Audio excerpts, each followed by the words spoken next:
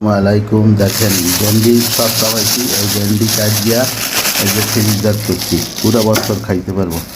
এই যে ভেন্ডি সুন্দর যে কাট দিয়া ফ্রিজ দিয়েছি, এর ভিতরে হাওয়া যাতে না ঢোকতারে ধুয়ে দেবেন, আপনারা পুরো বছর খাইতে পারবেন। এই যে করলা, করলা যদি ডিপ ফ্রিজ থাকে, মরুভূমিতে যদি একা থাকেন, করলা সস্তা হয়, তা করলা কাট গিয়ে সব কিছু এরকম প্যাকেটজাত করিয়ে থবেন, ইনশাল্লাহ খাইতে মজা হবে। টমেটো এই দেখছেন বেশি সস্তা হয়েছে, টমেটো কাটিয়ে নিয়ে সাফ করিয়ে থইছি, এখন দুই সাইড 5 টুকরা হয়ে দেবো, অসুবিধা নেই, সেই স্বাদ হবে, কোনো অসুবিধা নেই, এটা সব স্বাদ হবে, পুরনো স্বাদ। এই যে সিম রাখছি, সিম রাখার জন্য আবার অন্য কায়দা।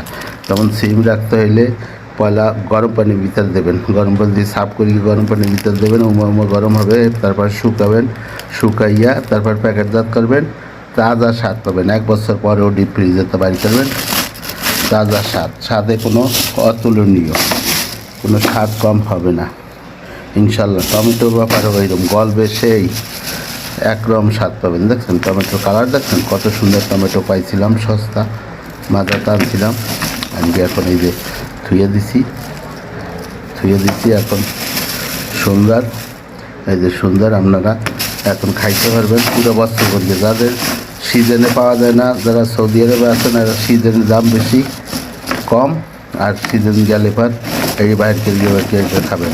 এখন কার্টুন পাওয়া যায় 5 টাকায়, আর ওই সময় কিলো পাওয়া যাবে 5 টাকায়। 5 টাকা এলো 150 টাকা, তো এত টাকা দিয়ে খাবেন কেন? এটা হচ্ছে সুন্দর পদ্ধতি করলাম, আপনারা দেখেন সব বিষয় পদ্ধতি করা যায়। টমেটো, তারপরে ভেন্ডি, তারপরে করলা, এই যে করলা থুয়ে দিচ্ছি, দেখছেন বিস্কুটের প্যাকেটের ভিতরে থুয়েছি, সেই করলা থাকবে, তাহলে নতুনের স্বাদের মতন স্বাদ পাবেন।